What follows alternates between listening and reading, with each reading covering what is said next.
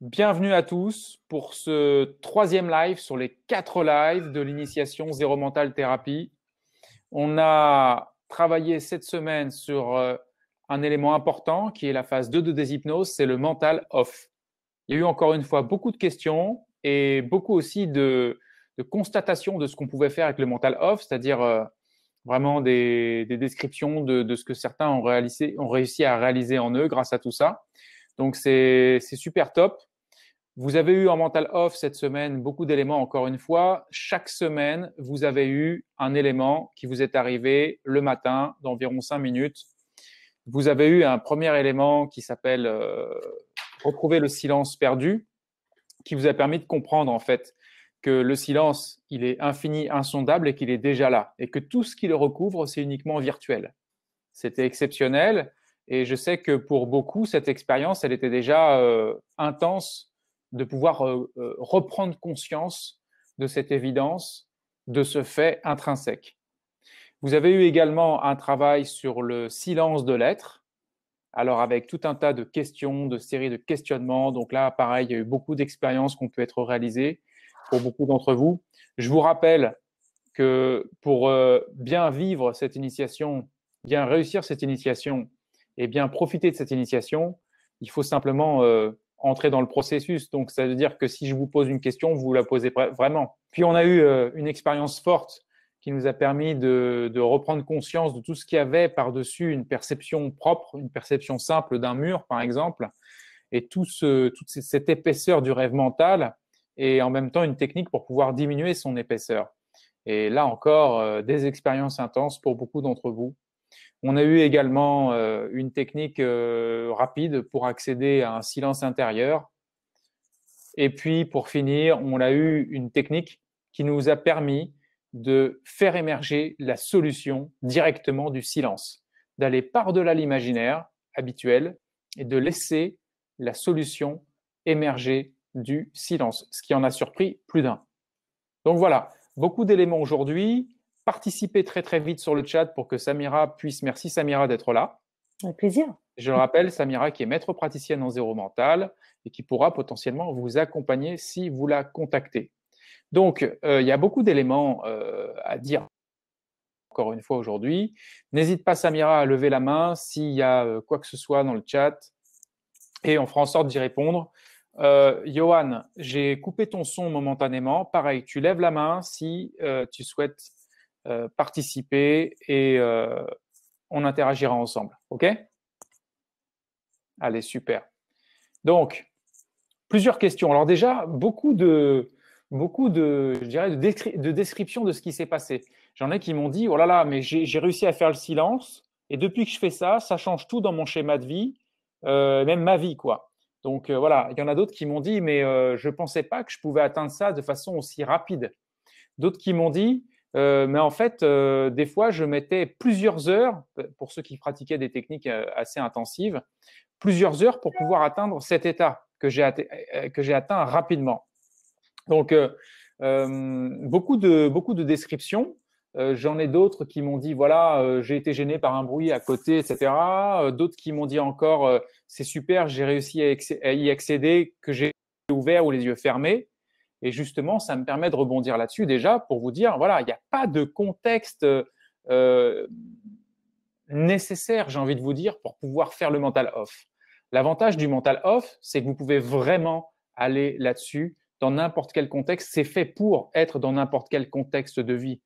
Vous êtes dans le train, vous êtes chez vous, il y a du bruit autour, c'est silencieux. En fait, tout ce qu'on recherche à appliquer, c'est au-dedans de nous. Donc, c'est le mental off au-dedans de nous. Ce n'est pas une question de conditions particulières. Et justement, vous pouvez le faire les yeux ouverts ou fermés. Et par exemple, on apprend à nos praticiens de pouvoir appliquer ça même quand ils conversent avec leurs clients pour pouvoir être dans ce mental off. Et en termes de bénéfices, donc, beaucoup l'ont constaté, une amélioration des perceptions, un meilleur centrage, plus d'intuition et une facilité pour certaines choses à accomplir. Alors, première question super importante, qui ne manquera pas d'étonner certains peut-être, mais qui vaut le coup d'être posée. La question, c'est, OK, ne risque-t-on pas de faire gonfler l'ego et du coup être dans un état de bien-être égotique silencieux? Alors la question, elle est chouette, elle est intéressante. Est-ce qu'on ne risque pas de faire gonfler l'ego? Alors déjà, j'ai envie de vous dire, l'ego, on n'a pas attendu de faire du mental off pour le faire gonfler. Déjà, ça, c'est la première chose. La deuxième chose, c'est que ne vous dites pas que le but du zéro mental, c'est de tuer l'ego, tuer le mental, tuer le truc. Déjà, vous allez vivre et pouvoir expérimenter une dissolution progressive de beaucoup d'éléments de ce qu'on appelle l'ego. On y reviendra plus en phase 3 du zéro mental, mais en phase 3 de déshypnose. Mais voilà, déjà, de dissoudre, c'est déjà bien. C'est déjà très, très bien. Ensuite, j'ai envie de te dire, si tu as un ego plus silencieux, pourquoi pas, hein. Maintenant, quand tu dissous les éléments de l'ego, bah, par nature, il a tendance à diminuer. Et ça ne veut pas dire qu'il n'y a plus d'ego. D'ailleurs, je ne sais pas qui n'a plus d'ego. Il faut vraiment arriver à un niveau de point zéro, limite en mode point de non-retour, tu vois, pour pouvoir faire en sorte de dire, voilà, il n'y a plus d'ego. Mais encore une fois, je ne connais pas vraiment des gens qui n'auraient plus du tout cette apparition de l'ego, qui arrive plus ou moins. Et encore une fois, des gens qui pourraient être exposés à des anciennes réactions de l'ego. Donc, n'allons pas trop loin là-dedans. Et c'est vrai qu'en point zéro, on va pouvoir se poser des questions sur un effacement total et voir un peu qu'est-ce qu'on peut faire avec tout ça. Et donc, de là à dire que le mental off pourrait faire gonfler, ça serait quand même un peu difficile de le faire gonfler, en fait, avec ces techniques-là. C'est plus quelque chose qui va avoir une tendance à dissoudre, à diminuer progressivement ses effets, en fait. Les effets de l'ego, les effets des fausses identifications, et donc de toute cette rêverie qui renforce des mécanismes, des réactions dites égotiques. OK? Alors, justement, on m'a dit, par rapport au contexte, on m'a dit, voilà, très souvent, je me dis que je devrais écouter de la musique, des sons, comme des mantras, pour élever le taux vibratoire. Fred, que penses-tu de cela? Alors, vous pouvez utiliser des éléments qui vont un petit peu vous amener à placer une ambiance meilleure, mais ce que j'ai envie de vous dire, c'est que la plus haute fréquence, en tout cas, nous, on n'est pas, encore une fois, on ne se base pas sur des études scientifiques en zéro mental, on se base par rapport à notre expérience, et vous pourrez facilement le vérifier en vous-même. La plus haute fréquence, c'est le silence. Parce que le silence, il nous amène dans le cœur. Et c'est là qu'il y a la plus haute des vibrations. Le silence est plus puissant que la plus haute des pensées. Donc, il faut bien comprendre que si on parle de taux vibratoire, à ce moment-là, autant tout éteindre. Alors, je ne vous dis pas qu'il n'y a pas des éléments qui peuvent aider à monter votre taux vibratoire plus ou moins, mais si vous voulez, ce n'est pas vraiment le but. L'artifice n'est pas du tout le but recherché par le zéro mental et pas par le mental off. Le mental off, vous arriverez à faire quelque chose de très correct, parce que vous pouvez faire quelque chose de sympa déjà, mais de très correct, de très efficace, quand vous aurez compris que c'est un mental off total qu'on cherche. Ce n'est pas de la demi-mesure. Alors, je tiens à préciser que le mental off, c'est normal d'avoir des pensées déjà sur l'instant, et puis à un moment donné, il y a une diminution des pensées qui se fait. C'est déjà bien en termes d'effet. Et puis à un moment donné, il y a beaucoup moins que peu de pensées. Et puis parfois, pour certains, même si c'est l'espace d'un temps, il y a vraiment cette espèce de regard propre qui est là, qu'il n'y a rien entre vous et le réel, il n'y a pas de pensée, il n'y a rien. Et à ce moment-là, il y a quelque chose d'autre qui se passe. Et là, pour le coup, on rentre vraiment, vraiment, vraiment dans quelque chose de puissant énergétiquement. Donc en termes de fréquence. Si vous êtes fracassé et que tout d'un coup, vous faites vraiment complet, à ce moment-là, il suffit d'une demi-seconde pour vous sentir rechargé comme jamais. La patate, j'ai envie de vous dire. Ne pensez pas à augmenter votre taux vibratoire quand vous pratiquez, enfin, si votre but c'est le mental off, évidemment, par des artifices. Parce que l'idéal, ce serait que vous puissiez être en mental off alors que le contexte n'est pas vraiment favorable au final. L'idéal, ce serait que vous puissiez être en mental off dans un contexte où il y a du bruit. L'idéal, c'est que vous puissiez arriver à être en mental off dans un contexte dans lequel, dans votre vie, c'est pas facile. Parce que j'ai envie de vous dire, c'est facile d'être en mental off ou d'être dans un état très relaxé quand tout va bien. Quand vous avez la petite bougie, la petite musique, etc. Mais attendez, est-ce que c'est ce qu'on recherche? Ça, vous pouvez tous plus ou moins le faire. Mais ce qu'on recherche, c'est de transcender ces éléments-là du contexte environnemental et de toucher quelque chose en soi qui ne dépend pas du contexte environnemental. Donc c'est ça qu'on vient chercher en mental off, c'est beaucoup d'expériences que vous avez eues cette semaine pour souligner ça. Il y a une question Oui. d'Amélie là. Alors, je prends déjà la question d'Amélie. Après, je passe à Johan. Alors, elle met de saturer certains sens ne permet-il pas justement de trouver ce silence aussi? Oui, bien sûr. Tu as plusieurs, par exemple, dans le livre Zéro Mental, tu as une technique, je ne sais plus comment je l'ai appelée, mais une superposition des sens. Par exemple, entendre une image, écouter une sensation, voir un son et superposer des sens comme ça. Il est clair aussi que si vous avez vos 3 canaux sensoriels complètement présents dans l'expérience de l'instant, vous allez être en mental off. Parce que le mental, il va partout, sauf dans la clarté de l'instant, sans interprétation. C'est-à-dire que le mental, lui, qu'est-ce qu'il fait? Il va dans le passé, dans le futur, et surtout, il distord, il surinterprète l'instant. Donc, si à un moment donné, vous avez vos 3 canaux sensoriels qui sont complètement dans l'instant, vous allez vous frayer un chemin à travers le mental, vous allez effacer le mental, et pour une fois, vous allez pouvoir être en contact avec ce qu'on appelle l'instant présent. Vous allez donc travailler sur votre centrage en même temps. Voilà, j'espère que ça répond à la question d'Amélie. Johan? C'est un complémentaire avec celle d'Amélie. Est-ce que tu penses que l'observation du corps, et notamment je pense par exemple à un thérapeute, est-ce que le fait d'observer son corps et d'être à la fois dans l'écoute de la personne qui est en face peut ramener au silence ou en tout cas dans une meilleure présence, selon toi? Absolument, absolument. Le fait d'être présent à votre corps, vous avez une technique où on est présent à une partie du corps, par exemple, qui s'appelle direct silence. Bon, mais d'être présent au corps, oui, tout à fait, bien sûr, parce que finalement, dans votre corps, c'est à l'intérieur, tout ça, là-dedans, c'est silencieux. Et plus vous êtes présent à votre corps, moins le corps qui pense va se disperser. Donc la présence, on pourrait presque dire que le mental, c'est de l'absence de présence. Et que plus tu es présent au système, au corps, au centre émotionnel, au centre des mémoires et au centre des mémoires mentales, bah, plus ça a tendance à se taire.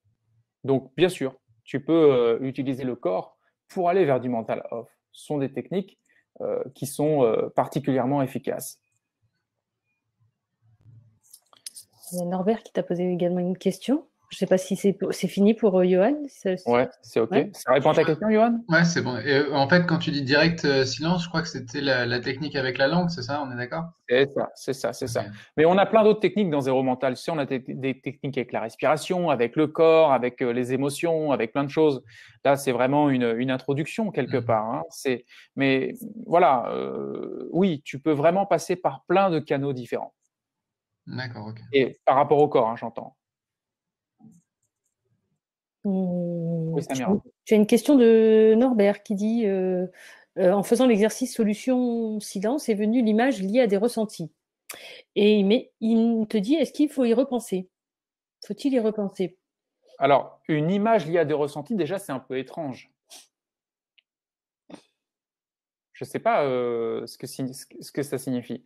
En tout cas, par rapport à cette technique donc, de reprogrammation et de solution qui émerge du silence, l'idée c'est la suivante, c'est que si cette technique elle est appliquée, généralement, on a donc quelque chose qui nous vient, qui peut nous faire tilt tout de suite, ou bien qui peut vraiment nous étonner, et pourtant, plus on y pense, plus elle nous semble très appropriée. Donc, Norbert, tu n'as pas besoin d'y penser, de ne pas y penser.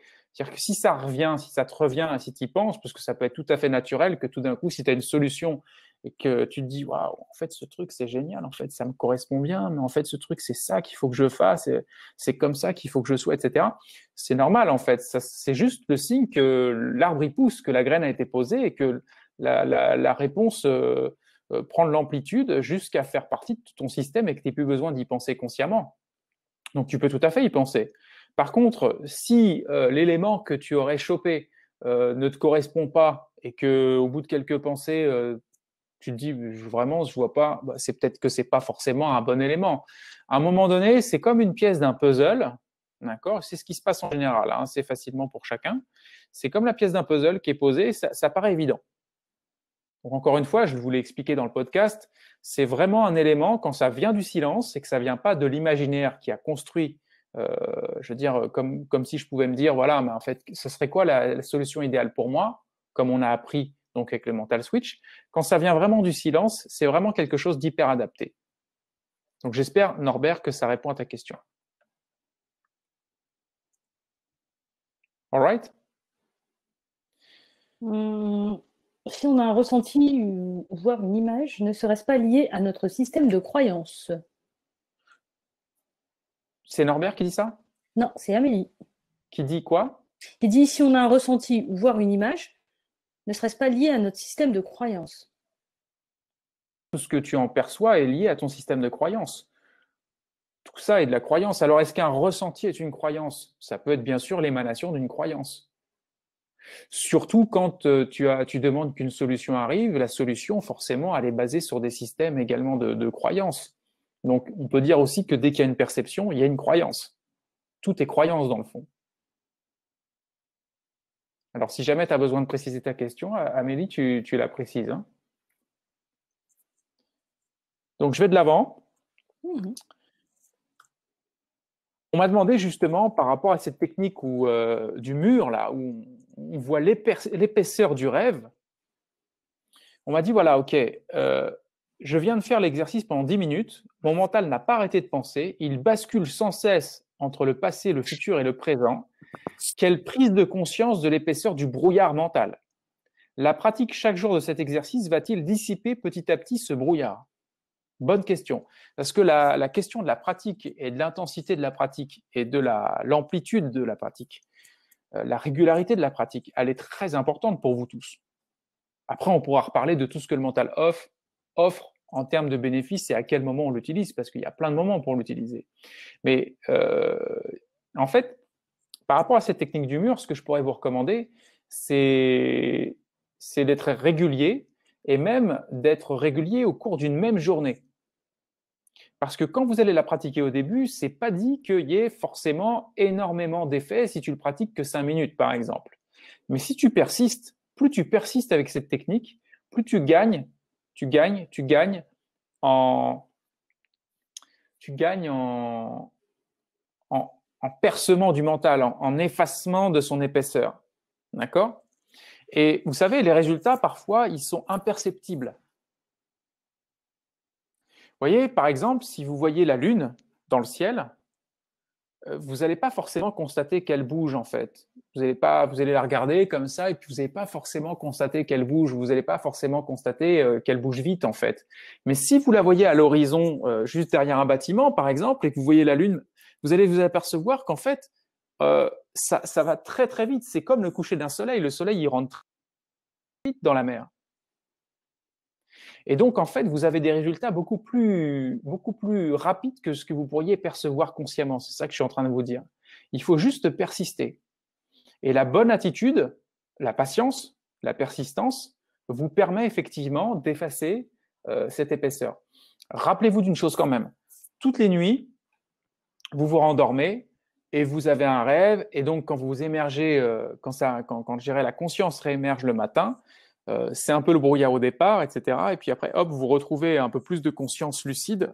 Et ensuite, vous pouvez aiguiser encore cette conscience avec des techniques comme celle-ci. Mais faut pas oublier que donc tous les jours, la conscience, elle s'en va, elle revient en passant par des zones qui sont troubles quelque part. D'accord? Donc, c'est normal que même si vous pratiquez ça très correctement un jour, que le lendemain, ça ne soit pas aussi facile. C'est ça que je suis en train de vous dire. La vraie question derrière tout ça, Et je crois que vous tous, vous êtes en fait dans des chemins de vie très différents. La vraie question derrière tout ça, c'est qu'est-ce que vous voulez en faire? Parce que j'ai reçu une remarque qui dit oui, alors donc si j'ai bien compris, il suffit que je m'habitue à aller vers le silence, comme ça j'aurai de plus en plus envie d'y aller. Pourquoi pas? Mais moi la question c'est pourquoi vous faites ça? En fait, vous faites ça parce que il y a au minimum des intérêts et des avantages très importants au niveau inconscient, mais c'est surtout parce que là vous savez que vous êtes en zéro mental thérapie et que ça va vous aider à reprogrammer des éléments dans votre perception, faciliter des choses, aiguiser votre perception, vous recentrer, vous amener à un calme intérieur finalement dans des états d'être qu'on a précisé ensemble donc dans le deuxième podcast de cette semaine, etc. Vous avez énormément de bénéfices à faire ça. Mais la question, c'est pourquoi vous le faites. Et vous pourrez vous poser les mêmes questions par rapport au point zéro. Que vous attendez de tout ça, vous chacun au niveau individuel. Et c'est ça qui va vous fixer le cap de l'intensité de la pratique. Là, c'est bon. Là, je pense que c'est bon. Ok, il y a d'autres questions? Oui, on a Amélie qui demande en fait, qu'est-ce qui est réel? Le ressenti ou l'image que l'on a du silence ou la perception de ce ressenti ou de cette image que nous avons qui émerge du silence basé sur notre système de croyance? Bah, j'ai envie de te dire que en fait, ça dépend de ce que toi tu appelles le réel. On peut dire que rien n'est réel de tout ça, puisque tout est interprété. Ton ressenti, quelque part, il est interprété. L'image qui vient, même si elle vient du silence, c'est une image qui vient avec des codes. Donc, quelque part, cette image aussi, on peut considérer que ce n'est qu'une une conception, même si c'est une solution qui est hyper adaptée pour toi, même si elle vient du silence. C'est encore une fois du mental nouveau, cette fois du mental nouveau et super adapté, des nouveaux codes qui viennent dans ton système. Mais on peut dire également que voilà, c'est également tout un tas d'éléments qui ne sont pas forcément réels, qui sont le fruit d'un imaginaire orienté solution. L'imaginaire, cette fois-ci, il est venu du silence, spécialement pour toi, avec de nouveaux codes, encore une fois. J'espère que ça Eh répond. ben, il y a Johan qui avait une question, mais peut-être qu'il peut la poser en live directement. Vas-y, Johan. Attends. C'est bon, là? Commentant? Yes, super. Ouais, c'est bon, vas-y. Donc ma question c'était si, mettons, là on a cette nouvelle technique avec la solution du silence, qui, enfin, si j'ai bien compris, au final on a un problème qui existe dans le mental et on utilise le silence pour résoudre ce problème. Mais à ce moment-là, si on maîtrise bien cette technique-là, est-ce qu'il y a encore un intérêt à utiliser les techniques apprises plus en amont en mental switch? Et s'il y a des situations qui sont plus où c'est plus intéressant d'utiliser le mental switch justement, très dur à dire, lesquels du coup? Bah, en fait, tout est complémentaire, encore une fois. Tu as des personnes, par exemple, qui vont être plus à l'aise pour manier de l'imaginaire et parce qu'elles le sentent comme ça et parce qu'il y a déjà dans l'imaginaire quelque chose qui est très répondant et qui apporte une solution immédiate. Donc, c'est top. Tu as des personnes qui ont un peu plus de difficulté à faire taire leur mental, par exemple. Et il y a des moments plus appropriés que d'autres. C'est comme si tu me dis, voilà, c'est vrai, on pourrait manger du salé et du sucré. Le salé, c'est assez efficace, le sucré aussi, finalement, mais alors est-ce qu'on peut pas abandonner l'un pour l'autre? Tu vois? J'ai envie de te dire, peut-être qu'à un moment donné, l'être humain peut arriver à un niveau où il va être constamment connecté avec ce silence, sans plus aucune identification et distorsion de la réalité, mais on n'y est pas. Donc en attendant, on a vraiment plein d'outils différents. Et ça dépend des situations. Donc je ne peux pas te dire quelle technique mieux, moins bien. En thérapie, par exemple, on va sentir qu'avec un client, on va plus utiliser du off et d'autres avec du switch. Ça dépend. C'est en fonction du ressenti de l'instant. D'accord. OK? Yes. On me dit, voilà, j'ai fait l'expérience et au moment d'écrire le commentaire, de mettre les mots sur l'expérience, cela me ramène dans le mental alors qu'il devrait être absent si l'expérience est réussie. Un paradoxe qu'il faudra que tu nous expliques. Donc en gros, la personne nous dit, voilà, moi j'ai vécu mental off, mais en fait, quand je commence à commenter, mon mental revient. C'est là que c'est très important que vous puissiez comprendre, et vous allez tous le faire, vous allez vous mettre en mental off et vous allez faire quelque chose. Vous allez vous mettre en mental off et vous allez avoir une activité dans votre quotidien. Vous allez comprendre qu'il existe une action. Pardon, excuse-moi. qu'il existe une action qui ne découle pas de la pensée. C'est-à-dire que tu peux tout à fait avoir une action, une réaction qui ne demande pas de pensée pour être. Ensuite, tu vas t'apercevoir que tu peux être psychologiquement en off, inactif, et écrire quelque chose. Alors, c'est vrai que si tu écris quelque chose, peut-être que ça va être lié à certaines pensées, etc. Mais encore une fois, le but n'est pas de tuer le mental. Le but, c'est de vous rendre compte qu'il y a un silence en arrière-plan, même s'il y a encore un peu de mental. Et c'est déjà très, très bien de le faire comme ça.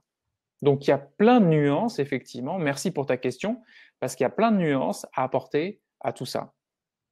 Quelqu'un me dit justement, je cherche à expérimenter le mental off et je commence à me rendre compte du bienfait que cela apporte par la sensation d'apaisement que cela procure.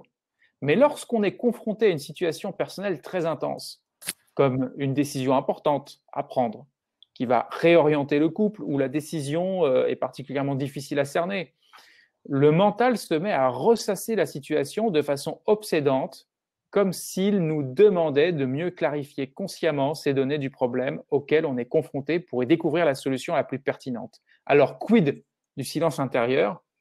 Comment mettre au clair les solutions à retenir si on ne les pense pas?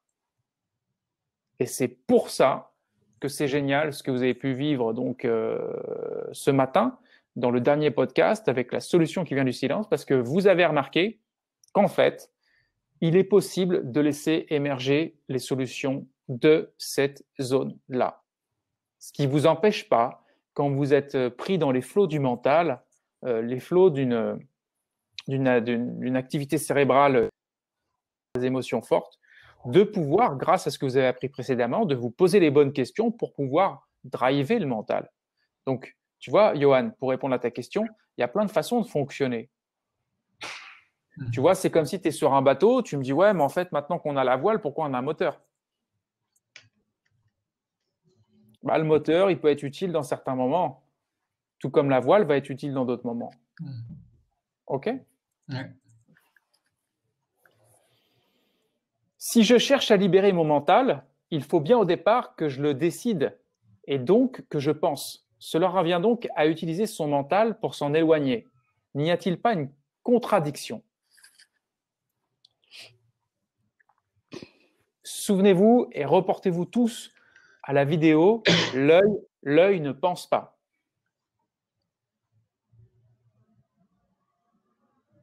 Je n'ai pas besoin de penser pour agir, ça peut agir tout seul, et l'œil, c'est-à-dire que la conscience, c'est autre chose, la vision, c'est autre chose que l'interprétation. Alors, c'est vrai que quand vous avez un besoin d'évoluer, il se peut que votre mental s'en mêle, c'est pour pouvoir mieux en décrocher. J'ai envie de vous dire, peu importe si vous utilisez un peu de mental pour pouvoir aller au-delà du mental au final. Mais rappelez-vous que votre perception profonde est silencieuse. Votre perception profonde n'est pas mentale. Tu comprends? Quand tu as compris que ta perception silencieuse, elle n'a pas besoin du mental pour être, à ce moment-là, tu te libères. Tu n'es plus en train de croire que c'est toi qui penses, tu n'es plus en train de croire que tu es la pensée. Et du coup, ce décrochage, hein, ce split, vraiment cette fracture entre l'observateur et ce qui interprète, c'est ça qui va te rendre libre et qui va te permettre de passer à une phase supérieure en mental off.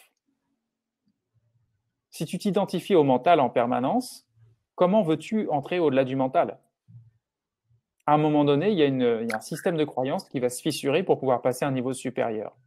Donc oui, il se peut qu'on utilise parfois du mental pour aller au-delà du mental. C'est bien la problématique, entre autres, que vivent certains chercheurs d'absolu, on va les appeler comme ça, hein, ceux qui ont découvert, qui ont connecté à leur soi profond et qui essayent de le retrouver. En fait, c'est du coup une sorte de chercheur qui se remet en place, qui va rechercher ça, et c'est souvent une démarche mentale, parfois même automatisée. Et c'est également un piège. Généralement, la plupart des chercheurs d'absolu tombent un petit peu, se prennent les pieds là-dedans. Et c'est pour ça qu'il faut être très, très, très lucide et que toutes les phases, la phase 3 du zéro mental, là, va être capitale pour le coup. Tout ce que vous allez apprendre la semaine prochaine, ça va être vraiment central dans votre évolution pour aller à un niveau plus profond. Alors, tu as d'autres questions. De se mettre en mental off est déjà une pensée en soi. Ah bon? Qui dit ça? Amélie. Je sais pas, j'ai envie de te dire, Amélie, quand le mental spontanément arrive dans ta perception, c'est une pensée qui t'a fait venir ce mental, ce silence?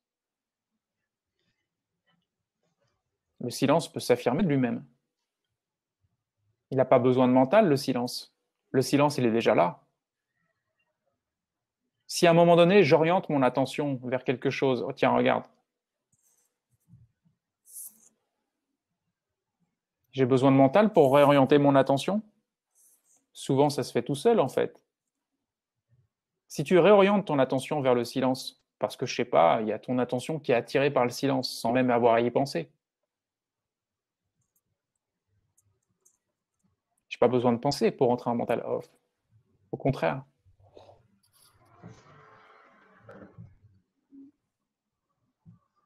Oui, Johan. Si pour toi, on doit justement se connecter au silence, est-ce que c'est mieux de sentir le corps et le silence ou justement d'être dans un état d'observation? Ouais. Je sais pas Oui, si si. Ok, parce que vos deux vidéos sont parties, donc là j'ai cru que c'était moi qui buguais. Donc voilà, je ne sais pas si tu as bien entendu ma question du coup. Vas-y, répète-la pour tout le monde. Si on doit se connecter justement au silence qui est à l'intérieur de nous déjà, est-ce que c'est mieux de se pencher plutôt sur du ressenti, enfin vraiment de sentir ça, ou d'être dans un état où on observe le corps justement et où là on va trouver le silence? Je sais pas si tu vois ce que je veux dire. Ça peut être les deux, ça peut être les deux, tout comme ça va être également des systèmes de questionnement. Je vous ai amené en fait dans des systèmes de questionnement également cette semaine. Ouais. Donc ça peut être par des systèmes de questionnement, par de l'observation, par du ressenti. Ça peut même également être déclenché par une intention. Donc il y a plein d'éléments pour accéder à ça. Ça répond? Tout à fait, tout à fait. Samira, toujours là? Oui, je suis là. Moi, juste, je vois pas vos deux vidéos. Je sais pas si je suis le seul, mais sinon, je vous entends bien en tout cas. On te voit en tout cas. Ouais, on te voit. Alors, il y a une question de Françoise, mais je ne sais pas si ce n'est pas une question qu'elle posait à Amélie juste avant, je ne sais rien en fait. En fait, là, il y a une question de Daniel qui dit: le corps est-il une interface à lui seul et est-il à considérer comme un espace hors conscience? Je pense à la présence aussi en tant qu'accompagnant. Est-ce que le corps est une interface complètement? C'est-à-dire, en fait, s'il est le réceptacle, tu te souviens, le bloc programme, la vidéo sur le bloc programme. Le corps est le réceptacle de toutes les mémoires et finalement, le réceptacle des perceptions. Déjà, c'est ce que je peux te dire. Et par rapport à la dernière partie de la question, c'était quoi? Et par rapport à la dernière partie de la question, c'est: est-il à considérer comme un espace hors conscience? Est-il à considérer comme un espace hors conscience? J'ai envie de te dire, à quoi ça te sert de le savoir? Je suis obligé, moi, de vous ramener des fois à des questions comme ça parce que c'était plutôt rare cette semaine, mais il y en a eu des questions qui laissent à penser qu'on n'est pas en train de tout abandonner dans notre mental pour vivre l'expérience. J'ai envie de te dire que ton corps, il soit hors conscience, pas hors conscience, même si j'ai une petite idée là-dessus, à quoi ça te sert? Ça, c'est la vraie réponse que j'ai envie de vous donner à tous, pas seulement à la personne qui a posé la question, mais à tout le monde en fait. C'est à un moment donné, quand est-ce que vous allez arrêter d'essayer de comprendre pour passer à l'expérience et arrêter justement le mental pour être dans une perception directe? Parce que finalement, c'est à ce moment-là que vous avez les réponses. Il y a plein de réponses que le zéro mental ne vous donnera pas. Que des réponses qui sont ultra scientifiques, comme par exemple cerveau gauche, cerveau droit, quelle partie du cerveau s'allume. On s'en fout en zéro mental de la partie du cerveau qui s'allume quand tu es en mental off ou pas. Ce qui nous intéresse, c'est qu'est-ce qui se passe dans notre perception directe.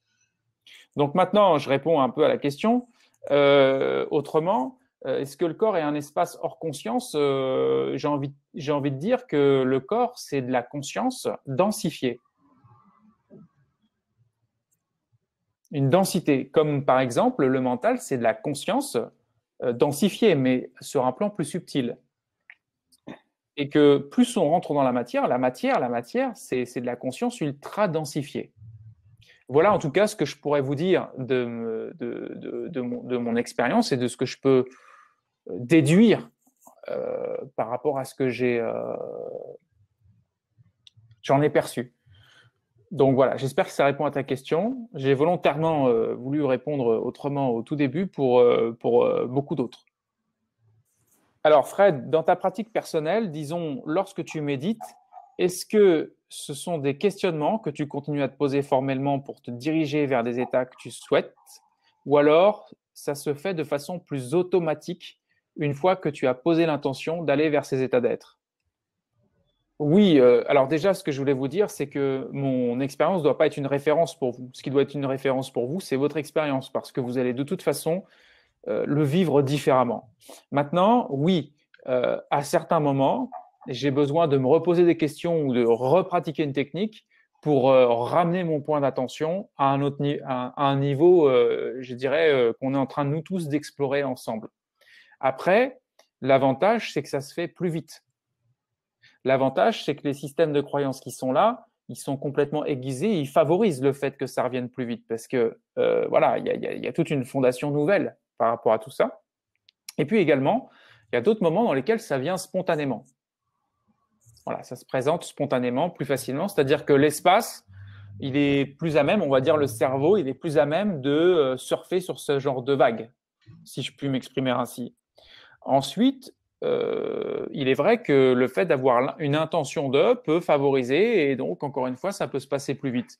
Ça peut venir par de l'intention, par du questionnement, par du ressenti, par une façon d'observer, comme je l'ai dit à Johan tout à l'heure. Donc, il y a plein de façons de faire. Mais encore une fois, mon expérience, ok, elle peut être un peu intéressante parce que voilà, je suis créateur de la méthode, entre guillemets, et je suis en train de vous livrer quelque chose, mais ce qui compte vraiment, c'est ce qui se passe pour vous. Et c'est pour ça qu'on rentre après dans les séminaires et les accompagnements, où on rentre tout de suite dans le vif du sujet et on fait en sorte que le mental n'ait plus rien à manger pour pouvoir justement découvrir ce que vous venez chercher à travers tout ça. Il y avait donc, là je sais plus, c'est une question, enfin, en fait le silence est le sens d'être pur, non? On va dire que le silence, c'est, on peut le considérer comme l'écho, l'émanation, le parfum de l'être au niveau le plus profond.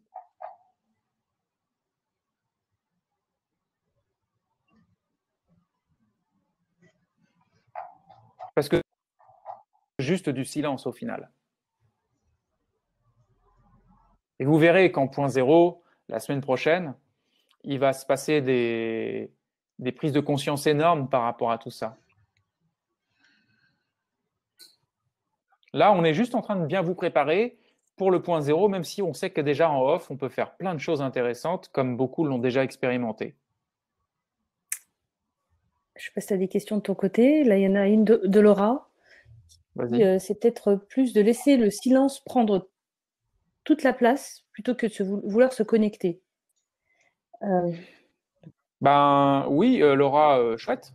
Mais en même temps, si tu es là, c'est peut-être parce qu'il ne prend pas toute sa place de lui-même. La question, c'est qu'est-ce qui fait qu'il ne prend pas toute sa place? Est-ce qu'on peut frayer un chemin et faire en sorte d'avoir des raccourcis pour faire en sorte de laisser reprendre sa place ou bien de venir à lui spontanément?